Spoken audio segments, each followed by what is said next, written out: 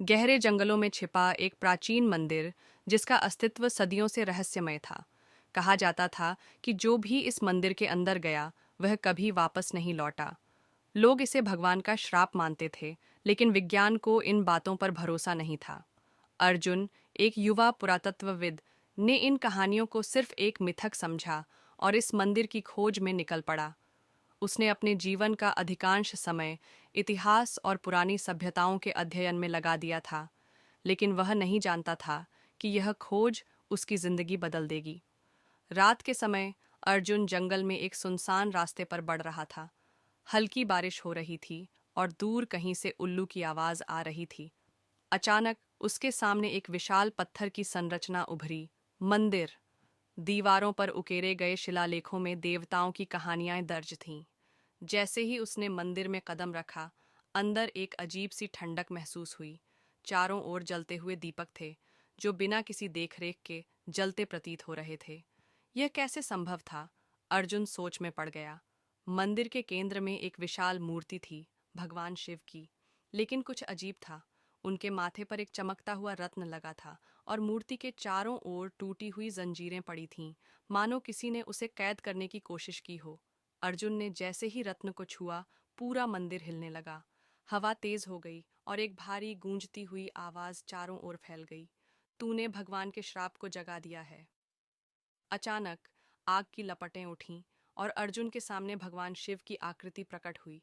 उनकी आंखों में बिजली कौंध रही थी और हाथ में एक ज्वलंत त्रिशूल था।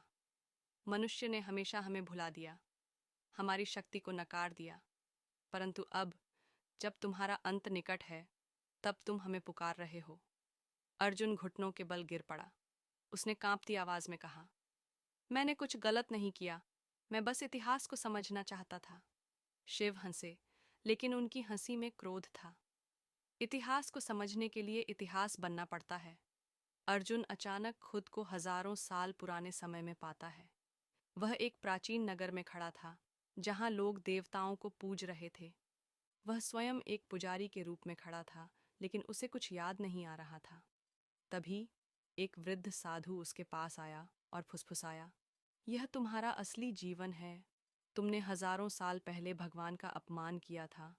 तुम्हें यह सब याद आ जाएगा। अर्जुन की आंखें फटी की फटी रह गईं। क्या वह सच में इस युग का हिस्सा था? क्या वह खुद ही अपने श्राप का कारण था? एक गहरी आवाज फिर गूंजी, यदि तुम सत्य को स्वीकार कर सकते हो तो वर्तमान में लौटने का मार्ग स्वयं खुल जाएगा।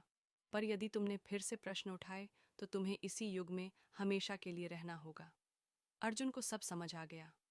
वह चिल्लाया, मैं अपने अतीत को स्वीकार करता हूँ, मुझे क्षमा करें। अचानक चारों ओर रोशनी फैल गई और अर्जुन फिर से मंदिर में था। लेकिन अब मूर्ति शांत थी और रत्न बुझ चुका था। क्या यह सपना था या सच्चाई? अर्जुन ने मंदिर से बाहर निकलते ही देखा कि सुबह हो चुकी थी। वह सोच रहा था, क्या वह सच में समय में यात्रा करके आया था या यह सब भगवान का संकेत था।